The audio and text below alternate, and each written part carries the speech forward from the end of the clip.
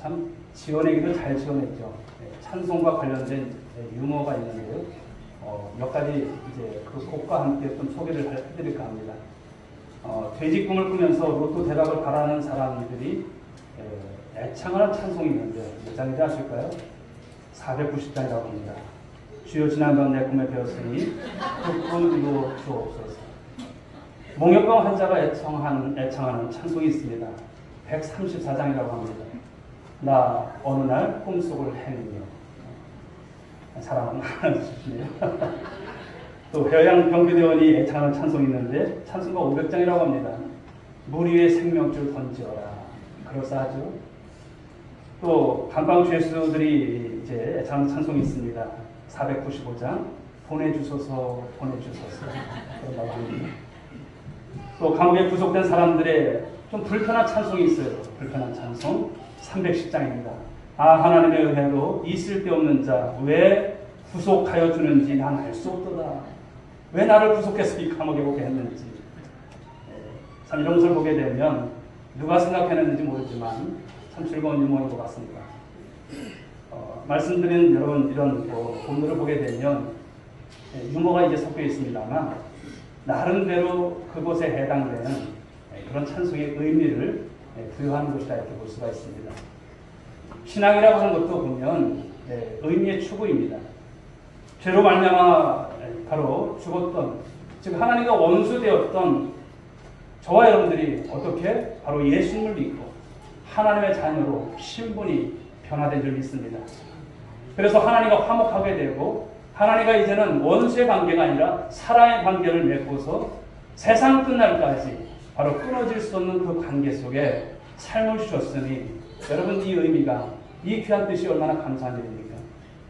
구속이라고 하는 것은 바로 하나님과 나 사이의 어떤 관계의 문제입니다. 관계. 여러분 죄가 무엇일까요? 죄라고 하는 것은 바로 하나님과 우리 사이에 그 관계가 깨진 거예요. 우리 하나님께서 우리를 지으신 것은 하나님 앞에 영광이 되기를 원해서 지으셨습니다. 찬송이 되기 위해서. 그러나 원죄로 말미암아 모든 세상 사람들이 하나님의 관계가 깨어져 있는 것입니다. 죄로 말미암아 원수인 관계입니다. 오늘날 모든 인생의 불행은 이 불행의 문제는 무엇일까요? 바로 하나님과의 관계의 문제임을 볼 수가 있습니다. 그래서 행복하지 않고 많은 사람들이 불행한 것이죠. 구약 이스라엘 백성들을 우리는 많이 이제 볼 수 있습니다만 이스라엘 백성들이 문제가 있다면 무엇일까요? 하나님께서 애굽에서 종살이하던 그들을 출애굽시킵니다. 그리고 홍해의 죽음으로부터 그들을 구원해내십니다. 하나님께서 이렇게 은혜를 베푸신 것 그들이 잘나서 그랬을까요? 그들이 마음에 들어서였을까요? 아닙니다. 하나님의 약속의 백성들이기 때문에 그 약속의 토대 위에 그들에 대한 사랑을 하나님은 늘 쏟기를 원하시는 거예요. 그리고 그 사랑과 그 은혜에 감격해서 구원받은 하나님의 백성으로서 그 거룩한 삶을 살아가는 것, 그것이 바로 이스라엘 백성들의 바로 마땅한 삶이어야 하는 것이죠. 또한 그 속의 은혜에 빚진 마음을 가지고 살아가는 것, 이것이 바로 이스라엘 백성들의 정체성입니다. 그러나 이스라엘 백성들은 어떨까요? 세월이 흐르면서 그 속의 본질적인 의미를 잃어버렸다는 것을 말씀합니다. 하나님 앞에 제사는 드리지만 형식만 남아있는 빈 껍데기 제사예요. 그런 어떤 모습만 가지고 있습니다. 즉 자신들이 하나님의 선택받은 백성이라고 하는 선민 사상만 가지고 있지 그 구속의 의미를 갖고 살지 못하고 있더라는 것이 있죠. 그러다 보니 여러분 모든 것이 단순한 어떤 종교적인 의무감만 있는 그들의 모습입니다. 이기적이고 배타적이고 또 종교 집단적인 어떤 그런 모습 속에서 전락해져가는 그들의 모습은 오늘을 살아가는 저와 여러분 가운데 다시 한번 신앙을 돌아보게 하는 말씀이 아닐까 생각해 봅니다. 사랑하는 성도 여러분, 하나님께서 나 같은 죄인 왜 구원하셨을까요? 그 구원하신 의미가 무엇일까요? 믿음과 신앙을 갖고 살면서 그 하나님의 지혜와 그 능력을 저와 여러분들이 오늘도 힘입고 살아가고 있는지 한번 돌아보십시오. 나를 구원하시는 하나님께 가까이 나가기 위해서 우리는 어떤 희생과 어떤 수고와 어떤 여러분 주님 앞에서 삶을 살아가고 있을까요? 다시 한번 생각해 보시면 우리 여러분 허접한 인생들이 아닙니다. 아주 귀한 인생들을 살아가는 저와 여러분들의 삶이 되어야 할 줄 믿습니다. 나를 구원하신 나의 바로 하나님, 바로 그 하나님의 구속 계획 속에는 여러분 한 분을 한 분을 향하신 놀라운 뜻이 있는 줄 믿으시기 바랍니다. 그 의미가 있어요. 삶을 살아가시면서 그러므로 하나님의 뜻이 무엇인가를 늘 생각하시고 그 의미를 찾는 여러분의 인생이 될 수 있기를 주님의 이름으로 축복합니다. 자, 오늘 본문으로 돌아와서 보면 오늘 본문 속에서 이 보아스가 누구와 결혼합니까? 룻과 결혼을 해요. 그래서 아들을 낳게 되는데 아들의 이름이 오벳이라고 합니다. 남편을 잃고 경제적 어려움, 이 고난을 겪었던 여기에 보면 시어머니 나오미와 그리고 며느리 룻, 이 두 여인의 삶에 있어서 이제 그 모든 어려웠던 삶에 막을 내리는 그런 순간을 보게 됩니다. 오늘 룻의 구속자가 된 이 보아스에게 또 축복이 임한 것입니다. 룻 때문에 오늘 나오미가 바로 축복을 받는 이 모습 또한 우리에게 오늘 그려주고 있습니다. 우리가 룻기서 1장을 시작할 때는 그 어떤 여러분 분위기가 어떻습니까? 고통과 절망과 탄식이었습니다. 그런데 4장에 와서는 어떻게 여러분 대역전이 일어납니까? 은혜가 있고 축복이 있고 찬송이 터져 나온다는 것입니다. 오늘 혹여나 이 시간 여러분 예배를 드리시면서 내 인생 가운데는 왜 이렇게 고통과 절망과 탄식만 있을까? 라고 생각하지 마시고 오늘 4장에 나오는 이 말씀대로 하나님이 일하신 줄 믿으시기 바랍니다. 하나님께서 바꿔주시는 거예요. 여러분 인생 가운데 바로 은혜가 있고 축복이 있고 찬송이 넘쳐나는 바로 그런 삶을 하나님께서 주신다함을 믿으시고 오늘도 그 고백 속에서 승리할 수 있길 주의로 축원드리겠습니다. 그리고 룻기는 이제 하나님의 이 구속 역사의 중요한 족보를 오늘 소개하고 있어요. 다윗의 우선 구속자가 되시는 예수 그리스도를 통해서 바로 하나님의 이 구속 계획이 어떻게 이루어지는가, 하나님의 은혜로 온 일을 구속하기 위한 이 구속의 계획을 오늘 우리가 엿보게 된다는 것입니다. 아무쪼록 사랑하는 성도 여러분, 오늘 말씀을 통해서 저와 여러분들을 구속하신 의미가 무엇일까? 내가 왜 예수 믿고 삶을 살아갈까? 그냥 여러분 이 시간에 와서 예배드리고 그냥 끝나는 삶이 아니다. 오늘도 하나님의 일하심을 여러분 삶 가운데서 현실 속에서 만나시고 그런 복을 받는 우리 모든 성도들 될 수 있기를 주님의 이름으로 축복합니다. 첫 번째 이 구속의 의미를 생각할 때 우리는 구속의 하나님을 현실에서 현실적으로 인정하라는 것을 말씀을 통해서 봤습니다. 4장 13절 말씀을 보시게 되면 우리 한번 보실까요? 같이 한번 읽어보겠습니다. 4장 13절 시작. 룻을 맞이하여 아내로 삼고 그에게 돌아갔더니 여호와께서 그에게 임신하게 하심으로 그가 아들을 낳은지라. 아멘. 보아스가 이제 룻과 이제 결혼을 하게 돼서 임신을 하게 되고 그리고 아들을 낳았다는 그냥 짧은 이야기입니다. 그냥 스쳐 지나갈 수 있는 이야기예요. 이야기가 이제 12절에서 말씀해서 13절로 넘어오면서 그냥 모든 일이 속전속결로 이루어지는 듯한 그런 느낌이죠. 최소한 아들을 임신해서 낳기까지는 1년이라고 하는 시간이 드는 것입니다. 그러므로 13절의 말씀은 그동안의 여러 과정을 통해서 바로 이 보아스와 룻의 가정을 하나님께서 축복해 주셨음을 말씀하는 거예요. 결혼을 해서 첫 아들을 얻는 그 기쁨. 그 앞전에 나왔던 많은 말씀들이 어떤 것입니까? 바로 기업 물을 자에 대한 말씀으로 인해서 그 엮어지는 스토리들. 그런 가운데서 하나님의 모든 일하심 속에서 하나님께서 필연의 삶을 통해서 이와 같은 가정을 이루셨음을 말씀하는 거예요. 그 아들을 얻었을 때 그 기쁨이 얼마나 컸을까? 이것이 그냥 우연히 그냥 아들을 낳은 것이 아니에요. 하나님께서 이렇게 이루가심을 말씀하고 있다는 것이죠. 남편을 잃어버렸고 그리고 모압에서 베들레헴으로 돌아올 때 다시 한번 여러분 우리가 거슬러 올라 생각을 해보십시오. 그 나오미와 룻의 그 절망감 그리고 그 고통 그것이 얼마나 컸을까요? 미래가 여러분 확실합니까? 막상 여러분 고국으로 돌아오지만 베들레헴으로 돌아오지만 여러분 땅 당상이 있으니까 아무것도 없어요. 그런 가운데서 대책이 없었던 그들이었습니다. 그러나 보아스의 밭에서 이삭을 줍고 나오미와 룻이 합작을 해서 이제 보아스에게 들어가게 되죠. 지혜로운 여인들이 이런 행동에 우리 놀라지 않을 수 없습니다. 마치 인간들이 땀 흘려서 노력하는 듯한 그런 모습에 저렇게도 되는구나. 그러나 성경은 오늘 말씀합니다. 여호와께서 그에게 임신하게 하심으로. 이 말씀에 여러분 주목을 하셔야 돼요. 여호와께서 그에게 임신하게 하심으로 그가 아들을 낳았다 이렇게 말씀하십니다. 아무리 보아스가 룻과 결혼을 해서 살아도 이스라엘 백성들이 축복을 한다 할지라도 룻이 아들을 낳지 못하면 모든 것이 허사예요. 모든 것이 끝입니다. 그러나 보아스와 룻의 결혼이 확정되었을 때 이스라엘 백성들이 무엇을 했을까요? 앞전의 말씀을 보시게 되면 룻이 보아스에게 상속자를 낳게 해달라고 빌었어요. 기도했습니다. 하나님은 그들의 기도에 응답을 하셨고 보아스가 상속자가 될 아들을 보게 했다는 것을 말씀합니다. 하나님은 바로 이런 믿음의 공동체가 기도를 드릴 때 바로 하나님께서 들으심을 말씀하고 있어요. 우리 교회가 언제나 이제 중보 기도하면서 성도들을 중보하고 기도합니다만 그 합심 기도는 반드시 응답될 줄 믿으시기 바랍니다. 이 시간에 혹여나 몸이 아프신 분들도 계시고 삶의 어려운 분들도 계십니다. 그러나 우리는 주 안에서 형제입니다. 자매입니다. 그 합심 기도를 통해서 하나님께서 들으시는 거예요. 자, 오늘 그 아들의 이름을 짓는데 여인들이 어떻게 이름 지었습니까? 오벳이다 이렇게 졌습니다. 오벳.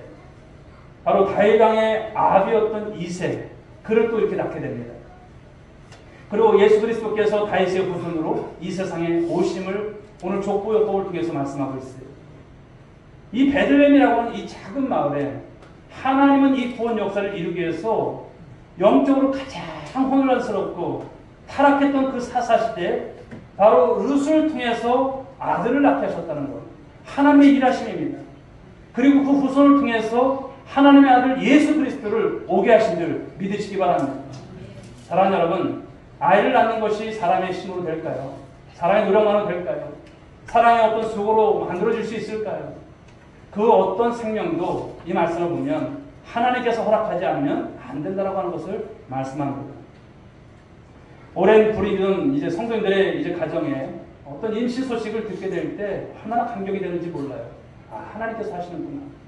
그리고 출산했을 때 하나님께서 인도하지 않으면 인간의 노력은 아무런 의미가 없음을 깨닫게 되는 것이죠. 오늘 룻기서의 말씀을 통해서 오늘 저와 여러분들에게 주시는 메시지가 무엇일까요?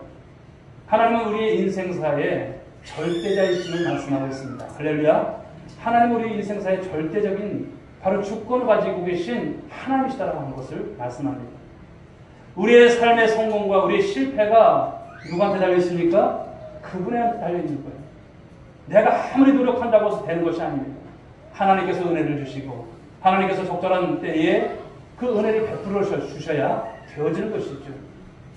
그러므로 구원받은 하나님의 백성들은 날마다 우리의 삶의 현장에서 바로 우리를 구속하신 그 하나님을 인정하면서 살아가는 삶이 되어야 할 줄 믿습니다.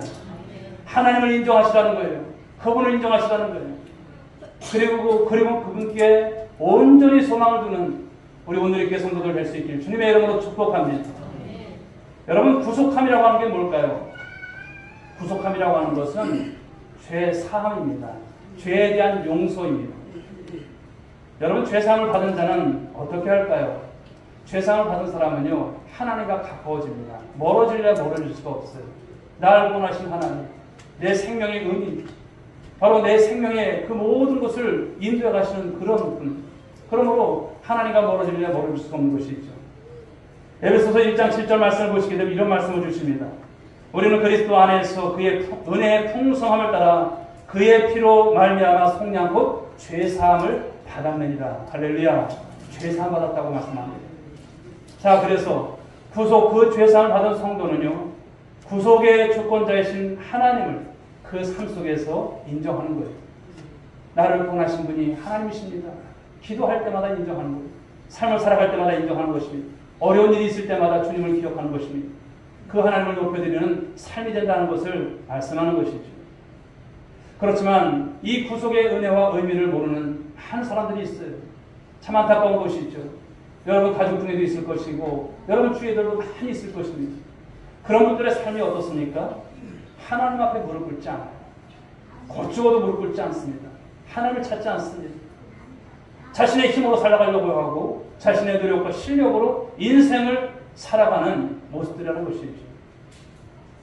오늘날 현대인들에게 있어서 무서운 질병이 무엇이냐면 중독입니다. 많은 사람들이 얼마나 많은 것으로 중독이 되었습니까? 그런데 이런 중독이라는 말을 들으면 우리는 알코올 중독, 마약 중독, 게임 중독을 우리가 떠올리게 됐죠. 그런데 정신과 의사였던 스카팩이라고 하는 분은 이런 말을 합니다.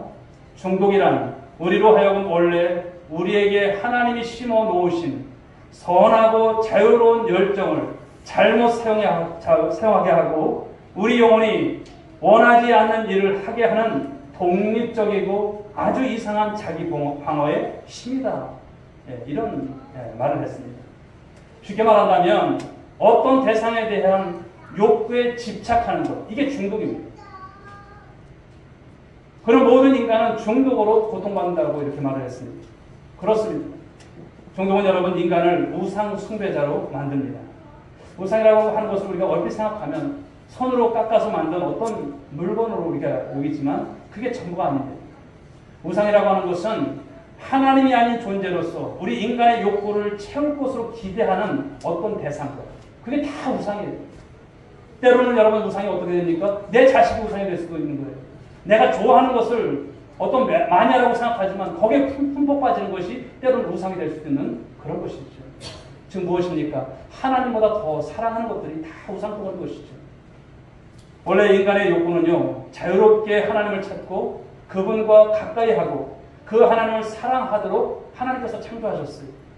하지만 인간은 죄로 말미암아 누구를 떠났습니까? 하나님을 떠났어요. 하나님의 영광 돌리기를 싫었던 것입니다. 로마서 3장 23절 말씀을 찾아보시면 모든 사람이 죄를 범하였음에 하나님의 영광에 이르지 못하더니 이런 말씀을 주십니다. 아담 이후의 모든 인간은요, 자신의 안정과 행복을 스스로 바로 구하게 되었다는 것을 말씀하고 있습니다. 그 결과 구속자가 되시는 하나님을 인정하지 않는 삶을 살아가는 거예요. 하나님을 사랑하거나 이웃을 사랑할 수 없습니다.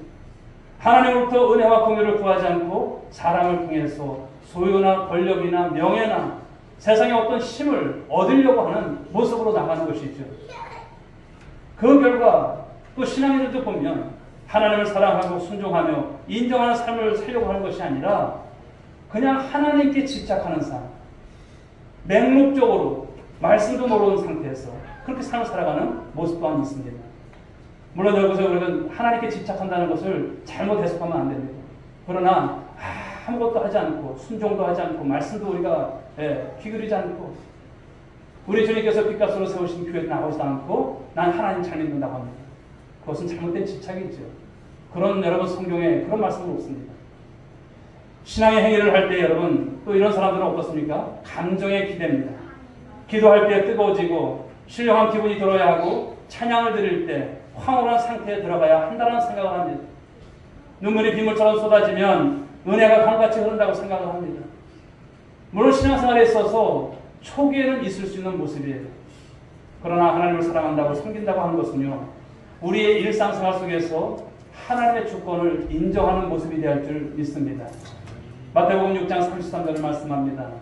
그런즉 너희는 먼저 그의 나라와 의를 구하라. 그리하면 이 모든 것을 너희에게 더하시리라. 할렐루야. 더하시리라 말씀하십니다. 즉 하나님의 주권을 인정하라는 것입니다. 그러면 하나님께서 책임지시는 인생으로 저와 여러분들의 인생을 주님께서 축복하실 줄 믿으시기 바랍니다. 사람이 나무에 물을 주고 거름을 줄 수는 있어요. 그러나 그것을 잘하게 하시는 분은 하나님이신 줄 믿습니다. 하나님께서 우리의 구원을 완성하시는 하나님이신 것을 말씀하는 거예요. 그러므로 오늘도 저와 여러분의 삶에 하나님의 주권을 인정하면서 순종하는 삶을 살아가는 우리 오늘의 성도들 모두가 될 수 있길 주님의 이름으로 축복합니다. 이스라엘 백성들을 하나님께서 애굽에서 구원하셨고요. 그들은 애굽에서 노예 생활하던 종들이었습니다. 그런데 광야에 들어오니까 애굽처럼 어떤 풍성한 물자가 없는 거예요. 이거 잘못하는 것 아닌가? 꼭 이런 생각을 하면 우리가 예수를 믿는데 내가 잘못 믿는 것 아닌가? 이런 생각이 들 때가 있는 것이죠. 광야는 어떤 곳입니까? 먹을 곳이 없는 곳입니다. 광야는 어떤 곳입니까? 하나님께서 안 주시면 죽는 곳이 광야입니다. 그곳에서는 오직 하나님만 바라봐야 하는 거예요. 저와 여러분들의 인생은 어떤 것일까요? 홍해를 건넌 인생들이에요. 광야의 인생입니다. 이제는 여러분 돌아갈 애굽이 아닙니다. 절대 여러분 그런 생각 갖지 마십시오. 옛날이 좋았니? 애굽이 좋았니? 그런 말씀 하지 마십시오. 지금이 좋은 줄 믿으시기 바랍니다. 지금 비록 광야지만 하나님께서 함께 하시는 삶을 우리가 살아가는 거예요. 하나님 우리와 함께 하십니다. 떠나지 않습니다. 늘 기억하십시오. 그러나 얼마 있지 않아서 이스라엘은 어떻습니까? 애굽으로 돌아가겠다고 아우성을 쳐요. 왜 그렇습니까? 그들이 애굽에서 집착하고 있었던 안전, 행복을 줄 수 있는 것이 보니까 없는 것 같아요. 아무것도 없는 것 같아요. 그러나 그 집착에서 끊어버릴 때 비로소 우리에게 무한하게 공급되시는 바로 하늘의 자원으로 살아가게 하신 줄 믿으시기 바랍니다. 이것이 우리를 구속하신 이유입니다. 광야이지만 하나님께서 우리를 살게 하신다는 것을 말씀하는 거예요. 바로 이것이 구속한 이유고 의미인 줄 우리가 깨닫길 바랍니다. 사랑하는 성도 여러분, 하나님만이 우리 인생의 주인이십니다. 그분의 손에 저와 여러분의 인생이, 우리의 미래가, 우리의 자녀가, 우리의 가정이, 우리 교회가 달려있음을 말씀하는 거예요. 그 하나님이 축복해 주시고 은혜를 베풀어 주셔야 하는 것이죠. 할렐루야. 여호와께서 임신하게 하심으로 그가 아들을 낳았다. 하나님께서 함께 하시는 인생입니다.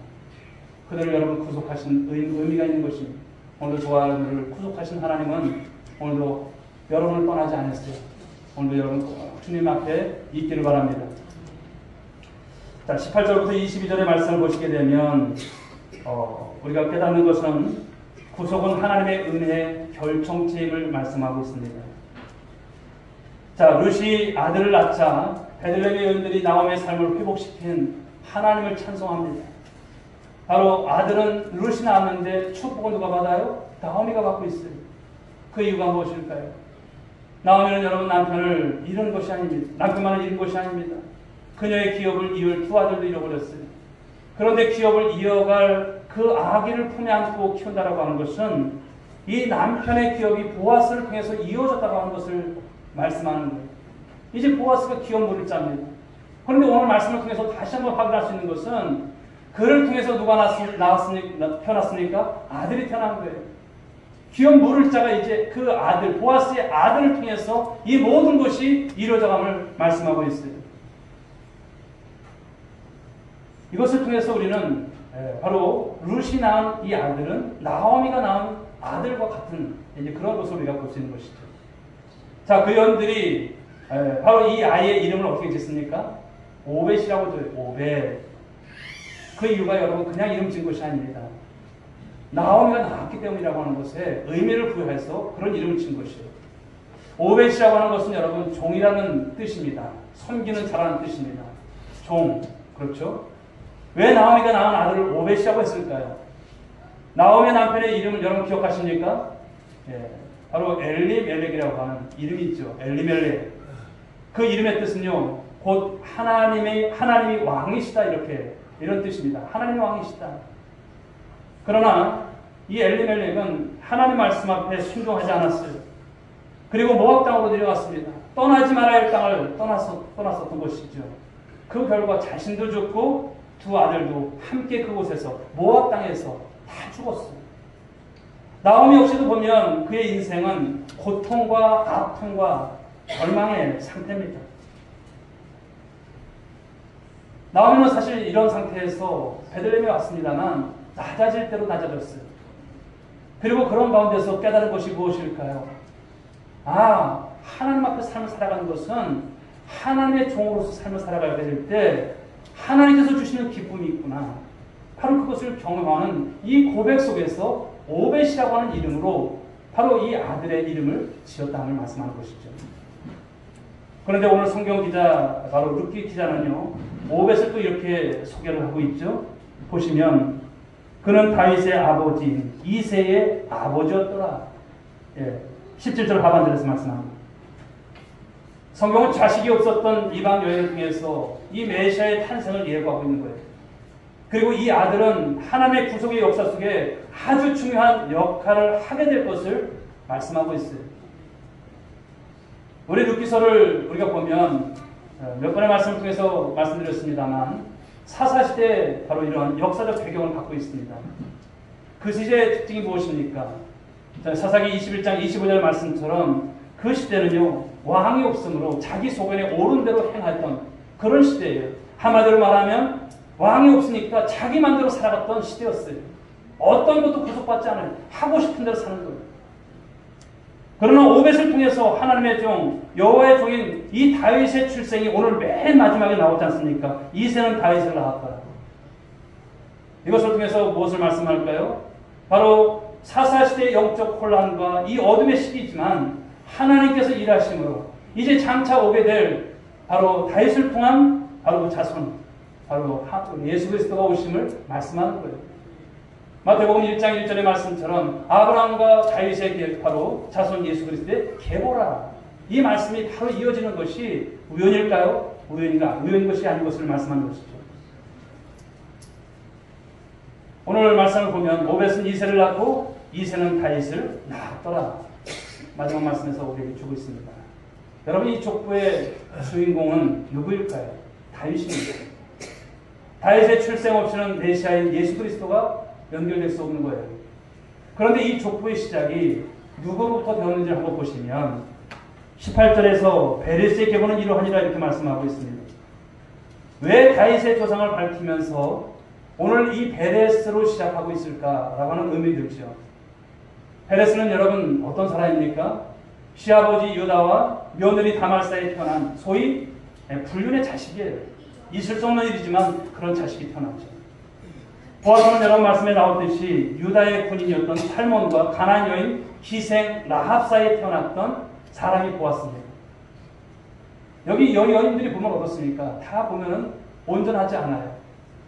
다말도 그렇고요, 라합도 그렇고요. 그리고 오늘 룻이 나옵니다만 룻은 어떨까요? 여러분 룻의 조상이 누굴까요?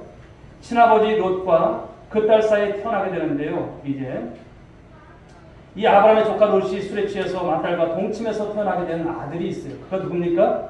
모압이죠. 그래서 모압 족속이 되는 거예요. 그러니까 자신의 조상으로 올라가 보면 바로 이러한 관계 속에서 룻이 바로 그런 것에서 태어났던 것을 말씀한 것이죠. 오늘 성경 기자는 베들레헴에서 시작된 한 가족의 구원을 말씀합니다.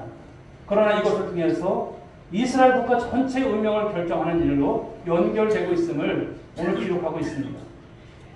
그리고 이스라엘 국가 이 구속의 스토리가 바로 하나님이 전 인류를 구원하기 위한 이 복음이 되었다고 하는 사실을 말씀하고 있습니다. 그러나 그 족보 안에 기록된 사람들 중에 하나님 보시기에 가증한 사람들도 있어요. 그리고 아무런 연관이 없는 것처럼 보이는 사람들도 있습니다. 그러나 그냥 말씀합니다. 성경은 여과 없이 말씀하고 있어요. 이방 여인들, 하나님 앞에 범죄한 자들, 그 후손들의 이름이 기록될 때 많은 사람들은 의아했을 것입니다. 우리 또한 여러분 의아하지 않을 수가 없습니다. 그러나 하나님의 은혜를 통해서 유일하신 구원자 예수 그리스도가 오신다는 것을 말씀하고 있습니다. 결국 구속이라고 하는 것은 하나님의 은혜의 결정체임을 말씀하고 있는 거예요. 여러분 이 사실을 믿으시기 바랍니다. 하나님께서 하시는 거예요. 그러므로 우리가 예수 그리스도의 보배로운 피로 구속함을 얻었다고 하는 것은 우리가 얼마나 하나님 앞에 죄인인가. 하나님께서 그 죄값을 치르기 위해서 하나님의 아들 예수 그리스도를 그 십자가에 왜 피 흘리게 하셨을까? 도저히 저와 여러분들, 자격 없는 저와 여러분들 아니겠습니까마는 그 우리를 구원해 주신 그 구원의 은혜가 얼마나 큰지 오늘 여러분 감격이 되시는지요. 그리고 그 사실을 여러분 믿으시는지요. 그렇습니다. 바로 이 하나님의 은혜가 우리 가운데 충만하게 될 때, 그리고 그 은혜가 우리 가운데 지배하게 될 때 사실 우리는 세상이 보지 못하는 것을 보는 것입니다. 보지 못하는 세상이 있지만 우리에게 열어놓으신 바로 그 영원한 생명 가운데 거할 그 천국이 저와 여러분 가운데 주어진 줄 믿으시기 바랍니다. 그러게 오직 하나님의 은혜로 살아가는 사람들은요, 좌절을 해도 그 수준이 다른 거예요. 그러나 하나님의 은혜를 모르게 되면 언제나 삶을 어떻게 살아갑니까? 비본질적인 것에 걸려서 넘어져요. 나는 왜 이렇게 환경이 안 풀릴까? 왜 이렇게 잘 안 풀리지? 나는 왜 이렇게 어려울까? 왜 이런 고난이 있을까? 나는 왜 이렇게 지지공상으로 살까? 나는 왜 이렇게 돈이 없을까? 이 문제에 붙잡혀서 한치의 여러분 앞을 나갈 수 없는 그런 인생인 것이죠. 그러나 구속의 은혜가 넘치는 사람은요 다릅니다. 왜 나는 하나님 앞에 충성하지 못할까? 왜 나는 좀 더 하나님 앞에 무릎을 꿇지 못할까? 왜 나는 하나님의 은혜를 사모하지 못할까? 말씀을 들으면서도 몸부림치는 거예요. 하나님, 그렇게 살 수 있도록 도와달라고. 하나님 앞에 이제 정말 주 앞에서 간절한 마음으로 살아갈 수 있게 해달라고. 부족함을 느끼고 주 앞에서 기도하는 삶을 살고 그 삶 속에서, 현실 속에서 하나님을 인정하면서 삶을 살아가달라는 것입니다. 오늘 저와 여러분들의 삶은 어떨까요? 사랑하는 성도 여러분, 오늘도 우리가 루키서의 말씀을 마무리 지면서 보지만 오늘 우리 시대도 바로 그 시대 못지않게 영적인 혼돈의 시대를 저와 여러분이 살아가고 있습니다.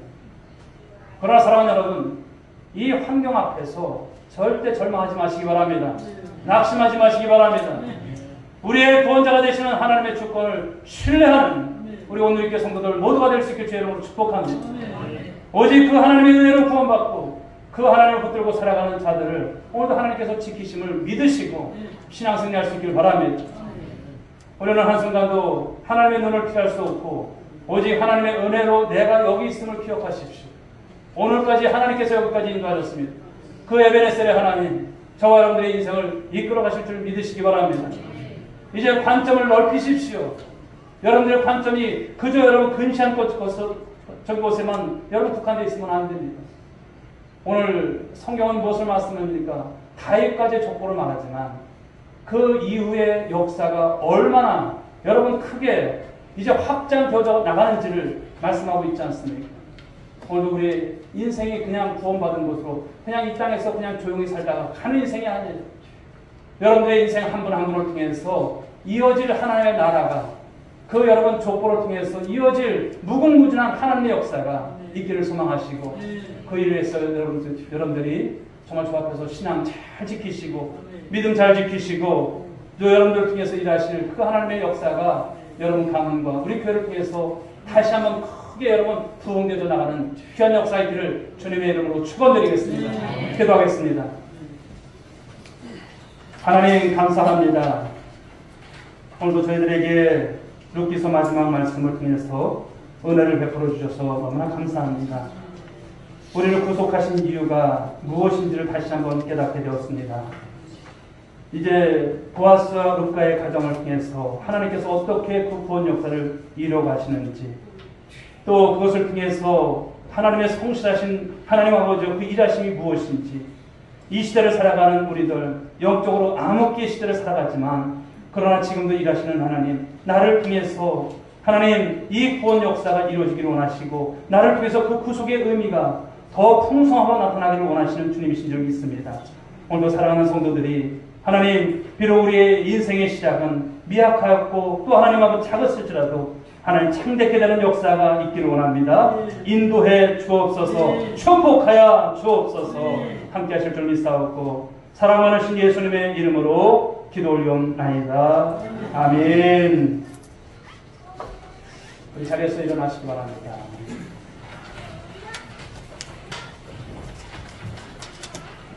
우리 옆에 분들에게 한번 힘주어서 한번 말씀해 주십시오. 힘내시기 바랍니다. 하나님이 함께 하십니다. 여러분들을 구속하신 하나님이 반드시 이번 시간에도 또 우리의 생애 가운데 함께 하실 줄 믿으시고 날마다 기쁨으로 살 수 있게 주의 이름으로 축원드리겠습니다. 소영 찬양 드리겠습니다.